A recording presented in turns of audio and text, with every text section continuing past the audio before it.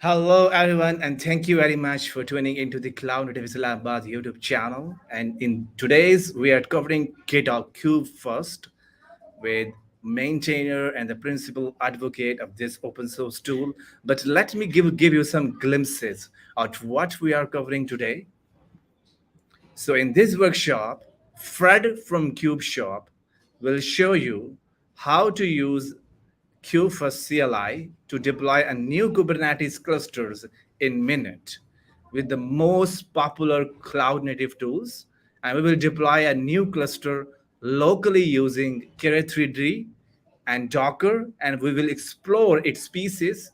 And since your new cluster is already fully functional, and we will discuss GitOps principle with your new source of truth repository. But without any further delay, let me go straight to Fred for his introduction, and then we will start the agenda. Thank you very much again, Fred, for joining the show.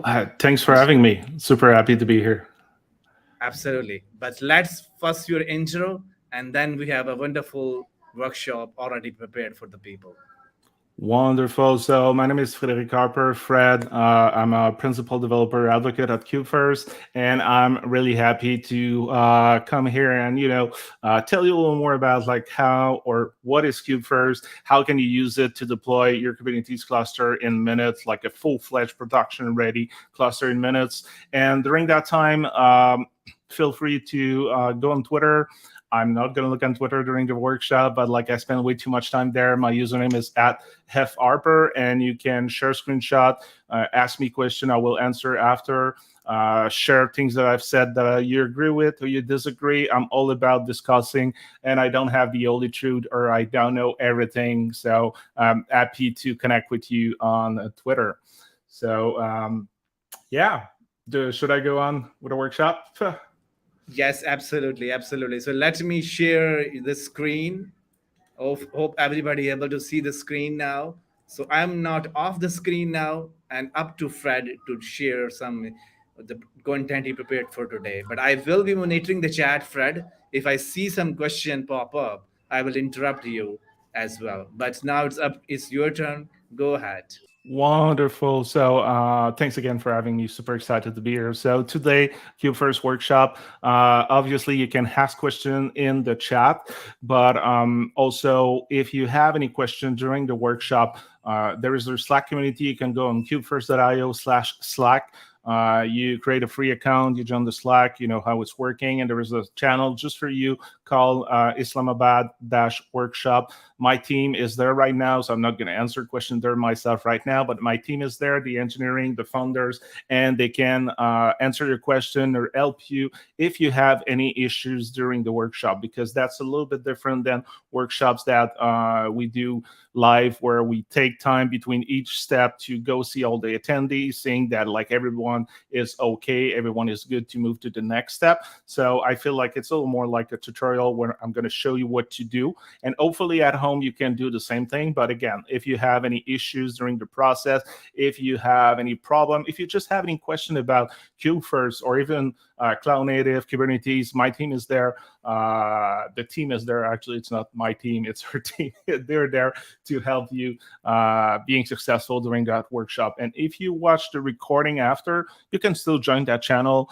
but there's also the helping ends channel, which is like the main place for ask question. The benefit of that helping ends channel, if you watch the recording, is that there's also people in our community that are not Kubefirst employee that can help you. So you're going to see today, we're going to mostly using the mouse to show you things in the interface on GitHub, on the website. We're still going to use the command line. There's only one, actually two command that we will do in the terminal to make it easy. So the rest will be done in the web browser. So it's really easier for you to replicate this at home. But if at some point you're missing some step, you're not able to follow, again, you can ask my team on Slack, or you can go on kubefirst.github.io/workshops with an S, and you're going to have all the steps that we're doing right now in the workshop. I put this a little bit last minute. That was a great idea from our host. So there's no screenshot about UI step, but also put some step that some of the things we're going to do on the UI, in the web, in the browser, you can replicate this by using command line tools, even if it's not what we're doing in the workshop right now. So all the instruction is there, which also mean that even if you're not watching us live, you can also do that at your own pace if you prefer to do that. So hopefully you read the description of the workshop. There are some prerequisites that you needed to be able to follow up in that workshop. And I didn't want to spend too much time about installing the different tools. Actually, you only need 2 tools to be able to follow the workshop. So Docker Desktop. The reason is that we are creating a local cluster. So we're going to use Key3D, which is going to use Docker as the virtual machine behind it, and the tool making Key3D works. And the idea is that you can do this with other cloud provider. I'm going to talk a little more about that later. But for that workshop, I didn't want you to create an account on different cloud provider or spend money just to try that tool. So that is the benefit of having the local experience, but it's using Docker Desktop. The second thing is that you need the Kubefirst CLI. We're going to use the CLI to create a new cluster. As I said, we're going to spend a little bit of time in the terminal, but not that much today. You can do that with brew. So brew install kubefirst/tools/kubefirst. Don't use brew install kubefirst. You really need the full path because there is another kubefirst how do you call that formula in the Homebrew core that we do not own, and we need to fix a version number. So please do brew install kubefirst/tools/kubefirst. And if you are in a different environment or you don't want to use Homebrew, everything is in the docs, so you can go on docs.kubefirst.io.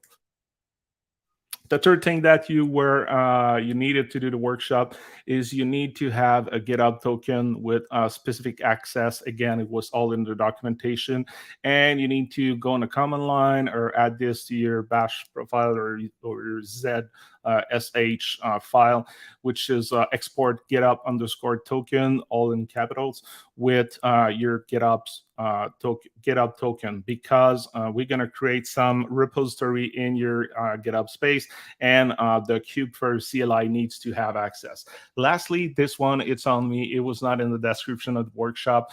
At the end, a part of the workshop, we're going to create a new application.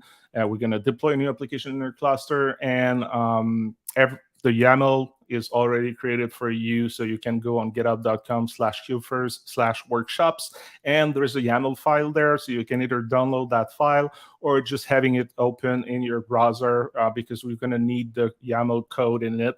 We're not going to write this all down together. We're just going to be a little bit lazy and copy and paste it, because the goal of today is not to learn how that YAML file is completely done. It's really just like to see how you can deploy easily an application. With that said, what is Kubefirst? Kubefirst delivers instant GitOps platform, so you can have the most popular open source tools working together in minutes on a new Kubernetes cluster.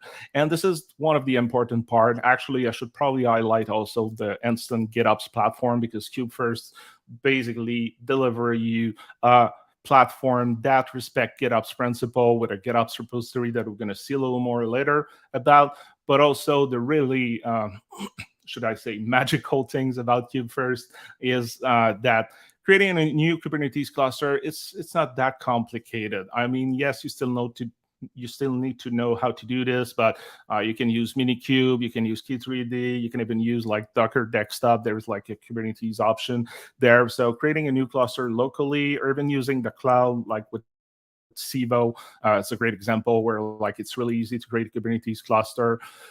But it's what's come after that is a little more complicated. Like you have your Kubernetes cluster. So what's next? You need to be able to have like the tools to manage your cluster correctly and have like a production ready cluster. And this is what Kubefirst is doing. So when you use Kubefirst, you first actually, we're going to use Key3D today to create a local cluster, but we have support for AWS, we have support for Civo, and you can do this also using different Git provider like GitHub and GitLab.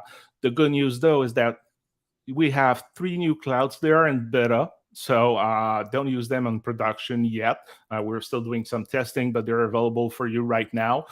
If you use the UI or which I'm going to show you a little bit later, or you use the CLI, you can do Kubefirst beta command, and you're going to have access to these 3 new clouds, which are DigitalOcean, Vultr, and GCP, or I think now it's just Google Cloud. We have them in beta also available for you. So with Kubefirst, as I said, the interesting part is that once you create your cluster, your Kubernetes cluster, you probably need a couple of tools to be ready and be production ready and have like a full-fledged cluster. And this is the complicated part where I would say maybe if you're really well versed in that and you've done that a lot of times before, it can take you a couple of hours, maybe a couple of days to put all those things together. Most of the times it's more a question of like weeks or even months before you have like a production ready cluster. But what we do with Kubefirst is that we install all those applications. It's opinionated, so we talk, we check all the tools that are available out there, and we decided what are the tools that someone would probably start with and need to have like a management cluster ready. So at the end, there's some of those tools that you may never ever see because they're working behind the hood to make things work together, being connected. But the tools that we see that most people will usually use on a new cluster, we're talking about HashiCorp Vault to manage your secret, to manage your users. We're talking about Argo CD, which is going to be like the main application, basically checking your GitOps repo and like deploying or updating your cluster to always be in sync with your source of truth, which is your GitOps repository when you are respecting the GitOps principle. We're talking about Terraform, Atlantis, and all the other technologies that works together behind the hood to be sure that you have that full-fledged production. And it's the part that takes time when you create a new cluster to have all those tools working together. And this is what we do at Kubefirst, is that with a simple command, you can have all those tools working together in a question of minutes. In 2.1 that we just released last week, you also have another option to create your new cluster. So until now, you were only doing that with the CLI. Today, we're going to use the CLI for the specific reason that the new UI installation process is not available for Key3D. So you can use that to deploy or create a new cluster, provision a new cluster in AWS, Civo, DigitalOcean, Vultr, and hopefully pretty soon GCP is going to be available also in the UI. So for those of you that prefer to go through the UI, you're going to go through the same kind of steps you go with the CLI. So instead of putting all the flags, you have a beautiful UI to do that. And the fun things though is that while you wait for creating your cluster, you have like a video library, so you can watch videos while your cluster is being created. Because for some cluster, like as an example, AWS, it takes about 25 minutes plus to create a cluster because there's a lot more resources in play to have a Kubernetes cluster ready on AWS than there is locally on Key3D. And the other thing is that there is a nice game also that you can play while you still wait. You know what? I think it's always great to take a small break from work sometime. It makes you more productive. I'm going to show you the game. We're going to install it at the end of that workshop, but you have it already working in if you use the UI to install Kubefirst. The second thing that is coming in VNX in 2.2, I think it should be in 2.2, we're going to have a new marketplace. And you should probably call this a GitOps catalog because we're not going to sell anything. I'm going to show you how it's easy to add a new application to your cluster by adding files in your GitOps repo. But, you still need to play with YAML. You still need to play with the GitOps repo. And if you want to quickly test things, if you're not familiar with the syntax, we're going to have that catalog where it's going to be just doing some ClickOps where you're going to add the tools you want. Let's say I want to add Datadog. I'm going to click add. And what's going to happen is that it's not going to deploy just only on your cluster. It's going to have the information, the proper YAML and component in your GitOps repo. So you're still going to respect the GitOps principle. With that said, the workshop, as it was written in the description, so I'm going to stop talking soon. Actually, I'm not going to stop talking, but I'm going to stop using the slides, and we're going to start the workshop. So we're going to create a Key3D local cluster. We're going to learn a little more about the GitOps repository structure. We're going to manage your repository using Terraform and Atlantis. I'm going to show you how with your Kubernetes cluster, your new Kubernetes cluster, you can also manage repository that are connected to your project. We're going to learn a little more about how to add a new users and a little more about Vault. So again, we're going to use Terraform and Atlantis to do that, and I'm going to tell you the reasons why. And lastly, we're going to explore a little bit Argo CD by installing a new application to your cluster. And again, you probably guessed it right now, by using your GitOps repository. So on that note, open your terminal. Hopefully you have all the tools you need right now. And the first thing that I'm going to do, I already have the Kubefirst CLI installed. So I'm going to say Kubefirst Key3D, which is the cloud or the target for my my new cluster. So I could say Kubefirst, Kubefirst AWS, and create, which is the command I want to do. But I need to have some flag to be sure that everything's going to be created correctly. So I need to have --cluster--name, and I'm going to call it Kubefirst because I'm super original this morning, or actually this evening for you. And I'm going to say, okay, I need to you need to have access to your GitHub repository. As I said before, we're going to create two repository that I'm going to show you later, the Metaphor repository and the GitOps repository. And to do that, we need to access to users. But you can also use GitHub org and do it in an organization. So right now, I'm going to use my user. And by default, it's going to use GitHub, but I want to show you the flag Git provider, where you can say GitHub, or you could use GitLab. So if you want to do that today, you can still use GitLab. I'm going to click enter. I'm going to continue to talk. So you can still use GitLab if you want today. You just need to change the token extent. Instead of being GitHub token, there's going to be GitLab token. And you're going to be able to replicate the same steps that we're going to do today, except big difference that instead of doing a pull request, it's going to be a merge request. But as far as I know, it's only the name that is different. So what's going to happen right now? I start the command. This is running some pre-flight checks. So we're going to check, is there, right now we don't support out of the tool multi-cluster, but it's coming in the next version. So we already started the process of like putting things in place to support really soon multi-cluster. So right now in the pre-flight checks, we're looking, is there already a Key3D cluster created? And if that is, the installation would stop. I'm also looking, is the repository already exist online? So is there already a Metaphor or GitOps repo in the GitHub user or the GitHub org that I decided to use to create my new cluster? And it's going to check like if like everything is in place to have a successful install.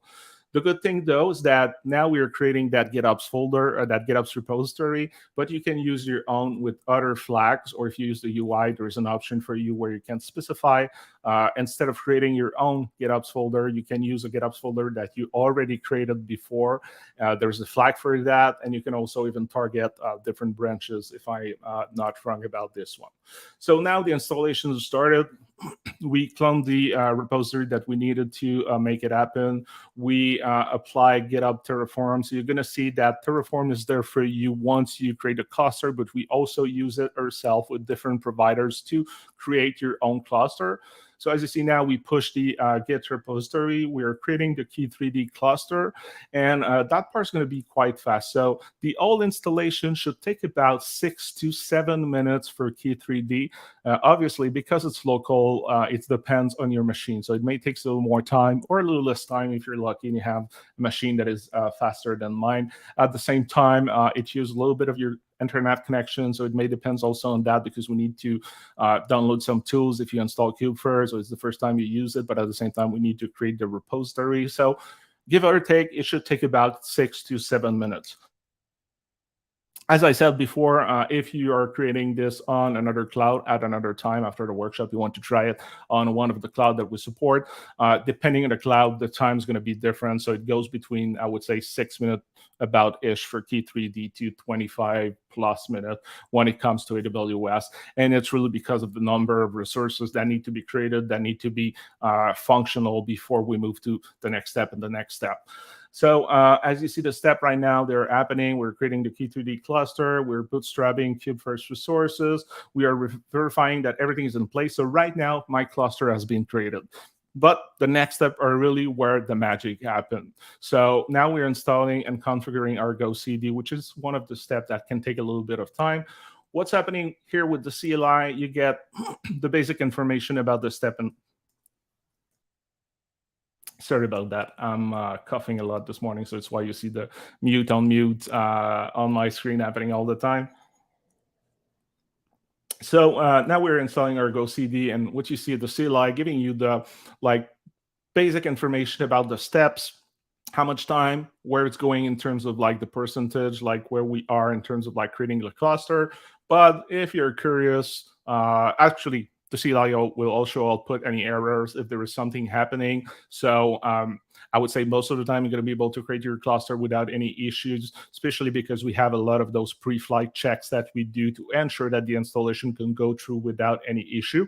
But Kubefirst is a complex project, so we take the complexity. This is basically what we do. We take the complexity of creating that full-fledged cluster with all the application working together, so it's easy for you as a user. But the products, the way we built it, not that we built it in a complex way, but there are so many moving pieces that sometimes you can have an issue.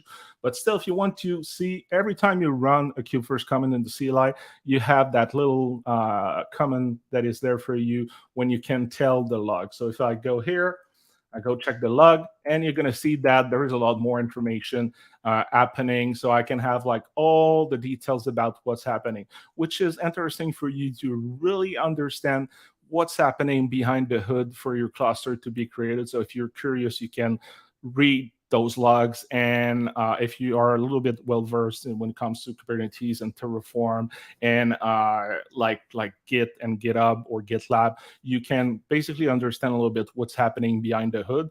At the same time, super useful if you have an issue like today, right now. If you have an issue today, I would highly suggest that yes, you need to share what was written in the output here, but at the same time, if you go on the Slack, which you can access at kubefirst.io/Slack.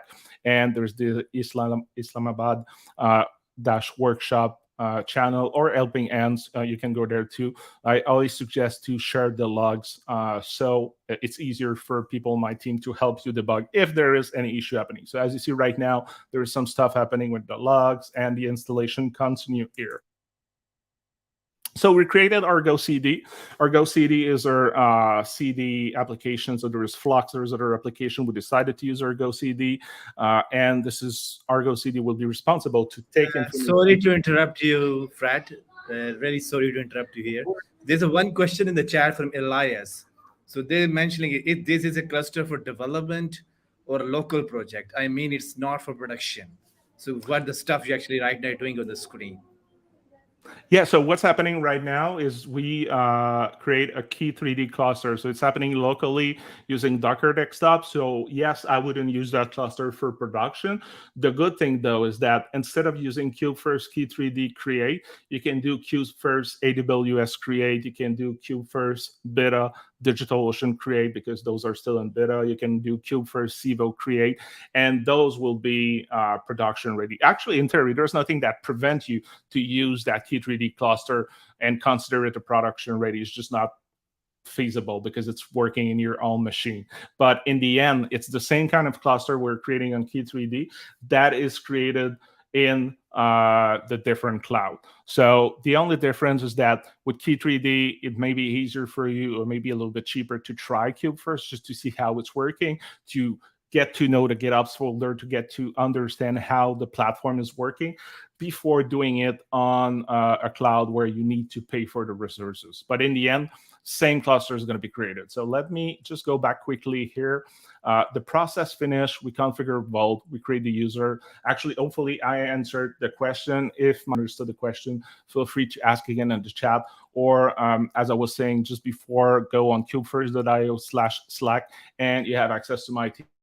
They're going to be able to answer it. And I think even John, I think I saw a question for John, or actually it was probably an answer. He answered the question, maybe even better than I did. So when the cluster created successfully, you're going to have that beautiful screen here with the information how to access your cluster. And there is a small bug that it just happened right now, is that if I scroll, I lose the bottom of the screen, and there is something that I wanted to show you. So you have all the information about the GitOps repo, about like the different URL that needs to be accessed, but the most important in the Kubefirst console, and it opened automatically in the browser for you.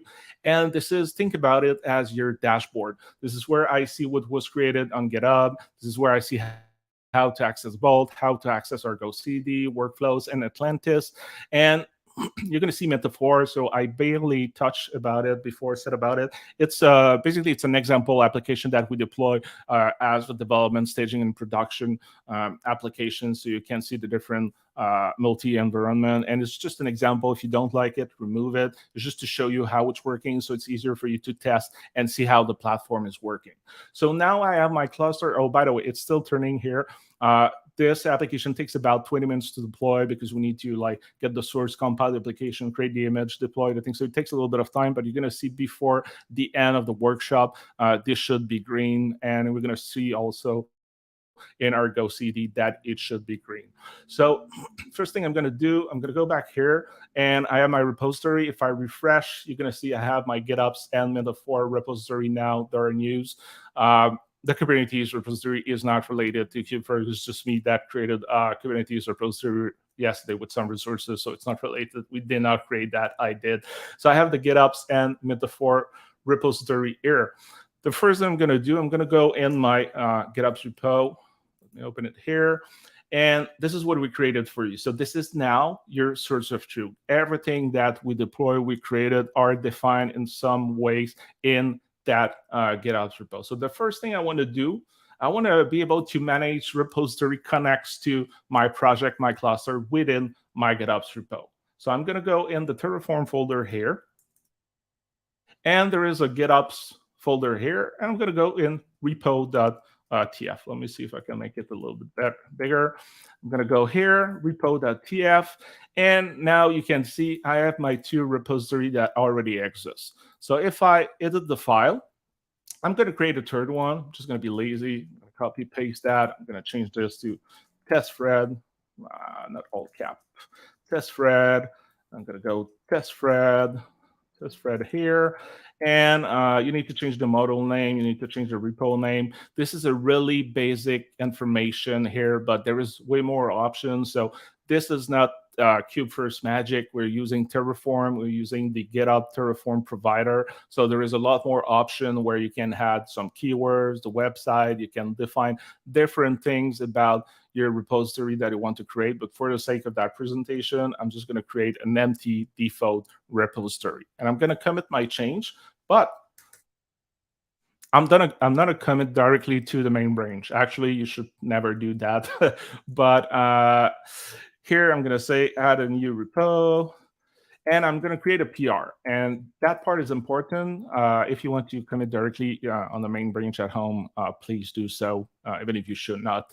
But we're gonna create a new branch because I updated the Terraform file, and what I could do, the next step, is that I could merge that to main and use the Terraform CLI and go do apply the change myself. But what I want to do, I want to keep trace of what's happening. So I created that PR, and because we by default install Terraform and Atlantis within your cluster, you're going to see there is those GitOps workflows working here. They're looking at my changes, and voila, Atlantis proposed me a plan. So he looked at my change and said like, hey, you know what, Fred? This is what's going to happen if you would run Terraform apply, or even before you run Terraform init and the CLI, you would see that even after, sorry, you would see that this is what I'm going to do. And to be honest, you don't have to understand all this. This is like the what's happening behind the hood with Terraform, but you see the plan, you can review it. And in theory, someone should approve my PR. For the sake of that demo, please don't do this at home. Always have someone review your PR. What I'm going to do, I'm going to do Atlantis apply in comments. I'm not going to merge it myself. I'm going to do Atlantis apply. And what's going to happen is that Atlantis will look at the plan that it proposed, apply the changes, merge the changes in GitOps, in my GitOps repo, because we want to keep those in trace, and I'm going to merge, delete the branch, actually the PR and the branch, close the PR and delete the branch, emerge everything. As you can see now is that, yes, it runs successfully. The changes were applied, took about 5 seconds, and we added a new repository. What is great with that? Why did I do that? It may seem more complicated. Actually, it's not, because I could go again on the CLI, use Terraform, apply the change myself after I merged my GitHub repo, Git pull my information, do the application with Terraform, and that would work. But there is no trace, no history anywhere that this is what happened. So now I can point people to that PR. We know exactly what happened. We know it worked, and it was applied. And it worked because if I go back here and I do refresh, you now have the test thread repo that is absolutely empty. But that was just to show you that now I can manage my own repo using Terraform, having that information in my GitOps repo. Because when we think about GitOps principle, the source of truth is my GitOps repo. The second thing I want to show you is how to add new users. So the first thing I'm going to do in actually Vault, which is cloud native tool. It's HashiCorp Vault. It's pretty good to manage your secrets, manage your users. And now I need to sign in, but I don't have the admin information. So what you would see here that you miss, because I have that small bug where I scroll the terminal before showing the full screen. And actually, I think that bug is not that. It's because I maximize the phone and we don't manage it this well. But there's an issue created. We're going to work on it at some point really soon. And there's a comment called root credential.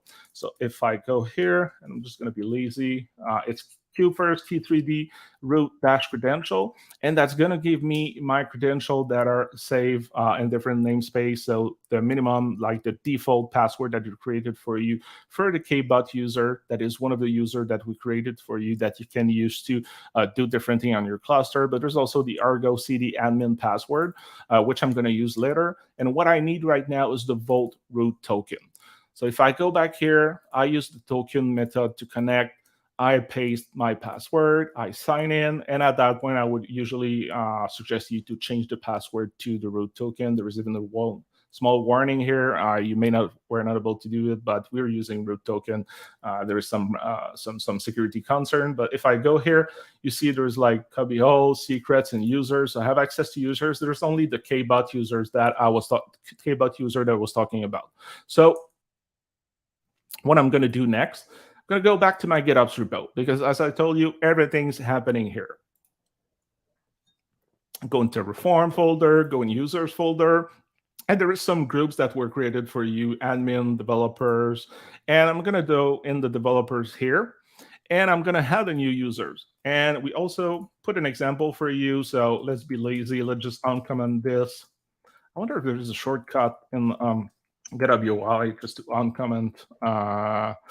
I never use the GitHub UI. I usually do this in the command line. So I just uncomment this, and I'm adding a new users with the module name developer one. So same principle, you need to have like a different module name for the repo. And here we're using the Vault provider for Terraform, and we're going to create a new user called done.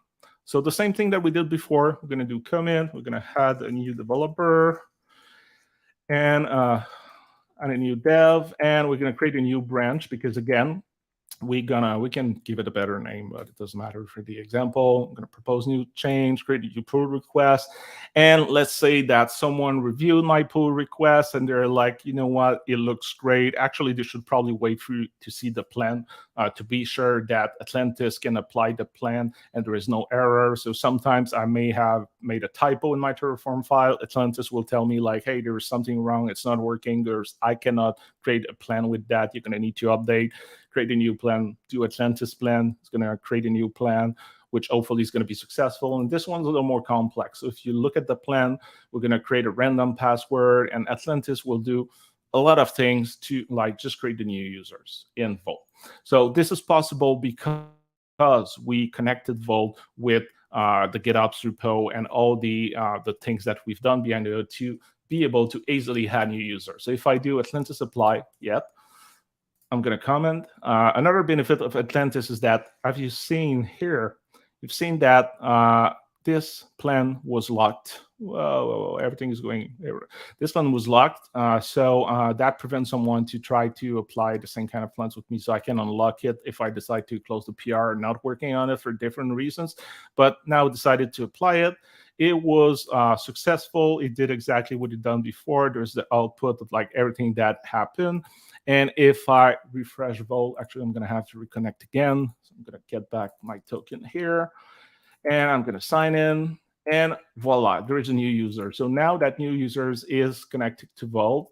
And if I use that new user, I'm going to copy his username. Yes, it's called Don. I'm petitioning internally to change the username of that developer one user because I feel it's weird to use Don. But anyway, if I sign out, I go back here. I can use username Don.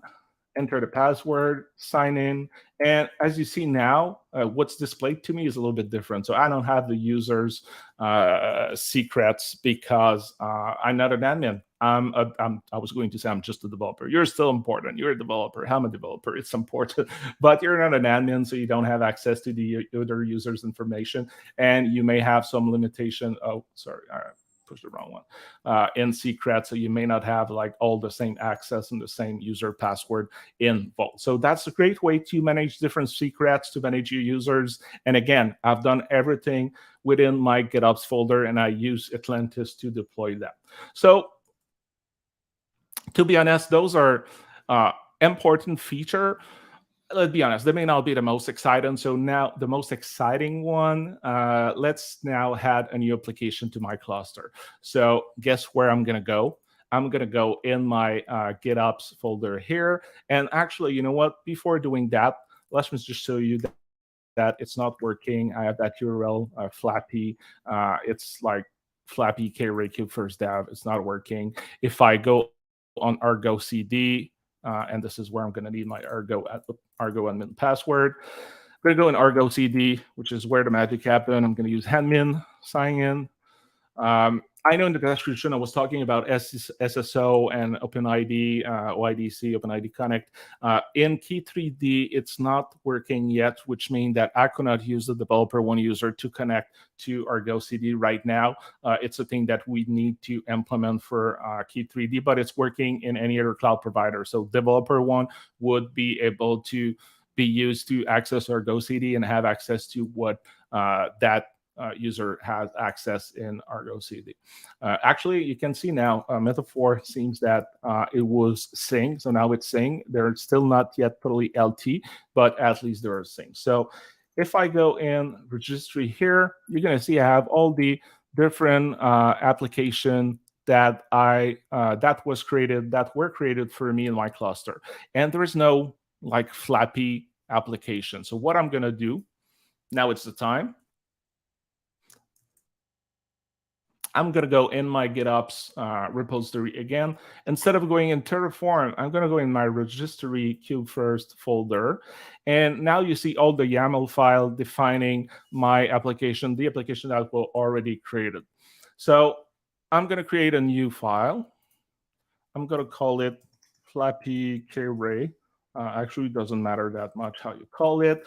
And this is where you need to go just to copy the information. We're not going to type everything down. The goal is not to learn about Kubernetes YAML structure. But if you go on GitHub /Kubefirst/workshops, you're going to have a name called Flappy-K-Ray YAML. As I said, you can download it, and if you use the terminal to do some Git manipulation, you can just like move the file and Git add and Git commit. But here, we're going to just copy the content. I'm going to go back in my GitOps repo, and I'm going to paste this. So what's happening here is that I'm creating an application called Flappy K-Ray. One of the important part is that I'm using the Flappy K-Ray chart that is provided on Chart Museum that we have, like charts.kubefirst.com. And this is basically using the public repo that is Flappy K-Ray that is in the Kubefirst organization. So it's using the application that is there. And the other magic part is that because we implement traffic, I never know how to do that. To say that traffic. to implement Ingress root, and I'm going to use a small special command to create the certificate. I'm going to be able to also access Flappy Carry at flappycarry.kubefirst.dev. So I'm going to commit this. Usually I would do a PR. I'm not going to do it for that demo. Please, if my team is watching me right now, I'm always annoying my team like, hey, we need to have PR and review, and you should never commit. Even when we do demo, I'm just complaining usually about John when he does that. And I'm doing it right now, but still, I'm commenting for the sake of time, commenting directly. And now I have my new Flappy Carry YAML. What's going to happen in Argo CD is that I think the default sync wave is like every 3 minutes. So we're going to kickstart that. We're going to click sync, synchronize it itself. But automatically within 3 minutes, Argo CD will check my GitOps repo, will compare that GitOps, the information I have in my GitOps repo with what is on my cluster, and will adjust. So there's no difference between my GitOps repo and my cluster. So that's a benefit of GitOps, which means that like you should stop changing things directly on your cluster and should always use the GitOps repository. So now you see there's Flappy Carry right now. It's being synced. There's still like not deployed. There was a big difference. Now the live project has been deployed. And if I go here, I have Flappy Carry. What I'm going to do is the other things I'm going to do in the terminal. I'm going to use a new command that we implemented in 2.1.3. This is why I was saying you absolutely need to have at minimum that version to that part.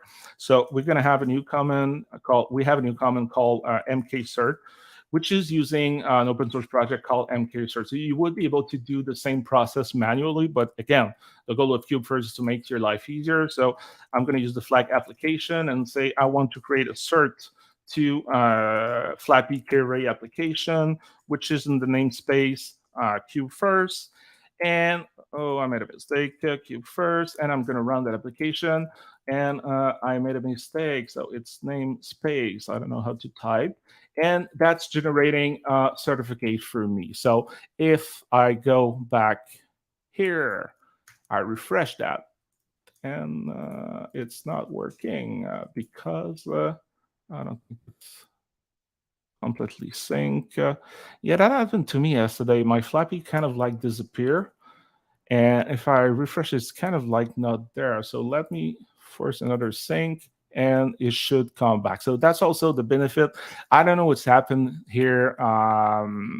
Maybe my colleague would know like why Flappy was like healthy, and then the process like was sync and it just disappeared at some point. But the benefit of Argo CD is that I just call another sync manually. I could have waited, could have deployed, get the information again, sync, and deploying my application again, which also bring the benefit that I'm not going to do it right now because I think we're slowly running out of time, but I could just delete that application, and because it's still in the GitOps repo, Argo CD would take it and actually would deploy it again. So, which is great. Sometimes when you're lazy, there is a mistake and you're not sure if it's on your site, you just delete it, just resync and recreate, and usually it kind of like fixes your issue. So now I have that beautiful Flappy Carry, which is that we all love and hate. We all had like a love and hate relationship. And oh my God, I was laughing at Jared on a previous live stream that we did, where he just did one, which is really a bad score. But you now have access to that application. Now I was talking while doing that. It's flappy-carry at kubefirst.dev. And I was able to do that easily by adding a YAML file, which is basically how you define your Kubefirst, your Kubernetes application using YAML in my GitOps repo that was synced with Argo CD, and with the command that I used to create my certificate easily tied to an application and an namespace within my cluster. I was able to have my new application deploy in 1 minute or 2 minutes or like 3 minutes, because I had that sync issue that happened with my application.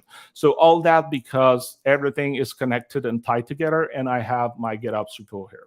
So as you see, I was able to easily add a new user, add a new repo, add a new application, and I was able to do that in minutes. Obviously, I know how to do it. I went a little bit fast. It may take you a little more time at home, but you see the potential of the platform. And the good things, though, it's because it's not a production cluster. It was just to test and show you what I can do right now. I can do Kubefirst, Key3D, destroy, and I'm going to destroy my own cluster. So be careful with that command, because if you make change like I did in the GitOps repository, this will destroy the GitOps repo. So be sure you have local backup if you want to reuse it in the future. We also have in the documentation listed the process to do the destroy manually, which you have to do if you use the UI, but you can also do it if you use the CLI, and you can decide what you want to delete. If you want to delete only like the new GitOps repo, if you want to destroy the infrastructure that you created. But if I do Kubefirst Key3D destroy, right now, my cluster were supposed to be destroyed, and for whatever reason, oh, I know what happened. So we have a small other issues where you need to close the end of screen before being able to destroy. And now if I run the destroy, you're going to see in like 2 minutes, not even 2 minutes, my cluster is going to be destroyed. So now it's destroying the Key3D cluster that I created on Docker. It's deleting the SSH key that was added so we can communicate with GitHub. It's deleted also the GitHub repository, and it like deleted the configuration file that we created on your computer about that cluster. So that's useful for things. If you want to try the platform, you can create destroy as many times as you want. It's also, Kubefirst is perfect to deploy production ready cluster, but also one of the other benefits is that if you want to try a tool easily in a cluster, you can use Kubernetes, you can use Kubefirst to create that cluster and test the application, the cloud native application you wanted to test, see if it's something that you need, you don't want to. And after that, you're done testing, you can destroy it. So now if I use the Key3D CLI and I do Key3D cluster list, there is no more cluster. If I go back here, you're going to see like now Flappy is not working anymore. The console is done. If I go back to my repository, you're going to see GitOps and Metaphor are not there anymore. The only thing with that story is that it's not a destroy. It's not going to destroy custom repository that you created. So if I don't want this one anymore, I just need to go and delete it myself, and Vault disappear. So again, be careful with that. But now I was able to, within about 40 minutes, create a new cluster, have my user, create a new repos that are managed in my GitOps repository, which is my source of truth when I do GitOps and Kubernetes management. So all that within about 14 minutes, being able to destroy it also. As I said, it was not that complicated to have the application, but I needed to define my YAML before. I needed to know how to define, like get the information from the chart and having the YAML file that I added to my GitOps repo. In the future, with the GitOps catalog or the Kubefirst marketplace, you're going to be able to do with one click. Hopefully, we're going to provide the most popular application or tools or services that you want to deploy to your cluster. With that said, we're done for the workshop. And just before we go to question, if you want to try it at home, you can redo the steps, look at the documentation, come in our Slack if you need help, if there's anything we can do to help you.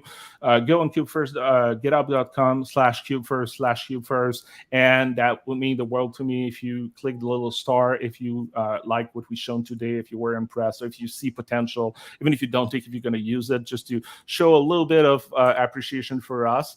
And you can always contact me by email, fred@kubefirst.io. I spend too much time on Twitter, so that's a good place to contact me. Feel free also to add me on LinkedIn. Always happy to connect with fellow developers or DevOps practitioner, people that are passionate about cloud native, GitOps, even if you're new to it.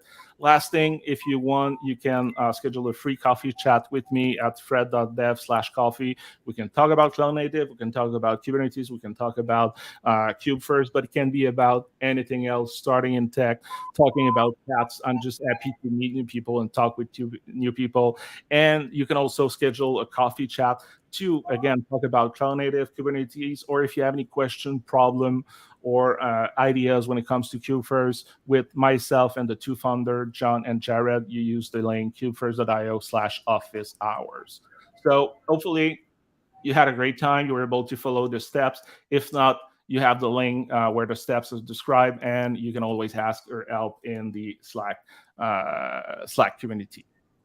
Thank you, Fred, for the wonderful introduction to the Cube first. So we have, let's discuss two things, two more things before we go. So number one, we give round of applause to John Dietz for answering the question on the chat and joining us on the live workshop today as well. I think he's been going to expired with Fred, and he mentioned nobody answered question better than Fred. So I will be here to ask some question right now. And so, so one thing like Fred, like I think if the developer is actually watching us today, they understand if they need to spin up cluster, they have to have K3D or Minikube or MicroK8s. Those cluster has installed by themselves to have those cluster from him. Then he actually install, let's say, Ingress controller on top of it. Then might he needs Argo CD, and then he deploy changes via Argo CD clustering. But when he install, that is all the step that actually he's trying to do on daily basis Mhm. without Kubefirst. All the things by himself, no automation, nothing, and is being a cognitive load that he need to deal with. But with Kubefirst, what actually you can run a Kubefirst CLI command. So basically, there are a bunch of things happening behind the scene. You can actually spin up cloud resources on the cloud via Terraform and Atlantis built-in integration, and you can spin up cluster locally. What you showed us today is how to spin up local cluster K3D with Kubefirst approach. So you have traffic installed for you. Then you actually have a certificate. All these things pending up. So that is actually if developer if see this, he's really inspired by the beauty and automation behind all these too. But the question is, and I think there's only one question that I need to ask you here because we have discussed more question on the Cloud Native FM podcast as well. So one question I need to ask, I'm trying to address here is, let's say for the day two operation, like kill first, I install command, everything is spun up. What happening in day 02? For the day 02, you actually tell us we have a vault integration in place. Might have admins and you might have developers. And every developer that need to access to the queue first dashboard, he first need to deal with vault integration, meaning they have their own access criteria and permission to log into the Kubefirst CLI. For the day two operation, like 3 or 4 developer is actually interacting with Kubefirst, how the flow gonna work? Like if the first thing Atlantis give me the credential for the developers, via Vault. I can go into the Vault, and via Vault, I can go into the Argo CD dashboard, and then I see my application install on it, and then I interacting with Argo CD via GitOps, all the tooling behind the scene, and then my application deployed on top of it, meaning no other developer can see the same work of like if they don't have the same permission to do those. So if developer are watching this, this is the flow for the day two, or you can have spend can shed light few words how the day two model works. Yeah, so at that point right now, what's happening with Kubefirst is that we're creating a management cluster. So after that, if you want to, if you want to have, like, it's kind of like it's your cluster 0. So if you want to install, I'm looking for the word after the management cluster, kind of like the workload cluster. It's not the word that I was looking for. Right now, it's not possible, but we're coming with multi-cluster in like 2.2. So this really is going to make people life easier to after that deploy that kind of cluster. So not sure if I'm answering the question though. Yes, I think somehow you did it, but basically, like the question was like, I think some of the people and ask me on the Slack channel, on the Kubernetes Slack channel, regarding the queue first. Let's say if they're using queue first, and remember, like it's spun up. Number one thing, it did a wonderful job is give us everything, every favorite tooling that actually Mhm. developers like about. It's just a spun of Cube first CLI. But people think like if they have 2 or 3 more developers working in the team, like how do they actually access these dashboards and wall credential? Like if they have 3 developers working Oh, okay, on okay. the Cube first CLI, So what's going to happen? Like they can see the same dashboard, or they can see the different dashboard. They can have different vault tokens or vault permission. How it is gonna look like? So That's my right, so right now, and maybe John can correct me if I'm wrong with the answer, but right now everybody's going to have access to the same dashboard that I shown. The difference is that with your users that you create in Vault, so you're going to do the same process like when I had the developer one user. You're going to have like the different users in your developer groups, and with that, they're going to have access to the tool with different capacity. So when I'm going to go in Argo CD, or when I shown like if you log to Vault with the admin token or the root token versus when I when I logged in with the developer one username, I had different information that were accessible in Vault.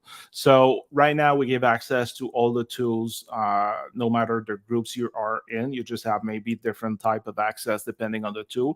The benefit though is that what we say about Kubefirst is that it's really an opinionated platform. So we decided to create the admin group, the developer group, but there is nothing that stop you to implement the type of organization you want with it. But like if you really want to start easy, you had people in the developer group. You give them the link to the console, which we call the console application, which is the dashboard that I showed you. And it's basically a place where it displayed the link and the states of the different tools that we install within the cluster. So with your username, you have access to all those tools, but you would be able to change. Again, if you go on Terraform and you see, like if you go on GitOps repository, you're going to be able to change the different access if you want to from the repository. So right now we try to make it simple, but also what's great with Kubefirst is that once it's deployed, it is basically your platform. So if you want to change how the things are accessed, if you want to change the tools that we're using, it's up to you. awesome, awesome, absolutely, absolutely, and absolutely. Thank you very much, Fred, and thank you very much, John, for the wonderful insight to the same question as well. So, if you say like that, right, the developer will use a vault for authentication to all the platform tool. They will have reasonable access for developer role to each of the tool we provision, and those reasonable access rules that come with the platform are all configurable and changeable through the GitOps Git repository. It's all a pull request away. Awesome. That's a very simpler step for the day two operation. And anybody actually looking for this feedback, thank you very much, John, and thank you very much for the answering. But I won't take much of your time. And Fred is the go-to person for you if you are wanted to learn Kube first. He will be in the public side of the things. He will try to connect with you on daily basis. He's on the Twitter as F. Harper, and he's been a wonderful person, wonderful human being to interact with, Oh, not just on Kubernetes or cloud native, but other random talks as well. But it's been a pleasure talking to you, and thank you very much, pleasure John, was mine. on the chat, and Fred on the live for answering those questions and a wonderful overview and the demo that you showed. If some of my if some of my children watching those, they don't want to destroy any cluster going forward with the demo that you showed. But thank you very much for wonderful insight, wonderful walkthrough, and I will give you some resources to go through. Go to kubefirst.io. This is a GitHub link. Do start if you like the project. Here's a Twitter handle for the announcement. And this is a Cube Shop a community that has a Discord channel, and all the peoples are also available on that. And they also have a Kubefirst Slack channel as well, and a dedicated Islamabad workshop channel for you as well. Also, if you want to explore practice, this is a link for you. And we have the same podcast on more answering than this that you can watch it on here. And this is a blog that lets you know how to do 8 steps to configure a GitOps platform. And also, if you go to the blogs, all the links, all the wonderful blogs available, and follow Harper. And with that, follow the Cloud at Islamabad Yeah. YouTube channel. And we will meet again soon in the future with the next other workshop. And thank you very much for tuning in. Stay happy, stay safe. Have a wonderful Kubernetes journey with your favorite Kube First project. Thank you very much. Bye bye. Thanks, everyone.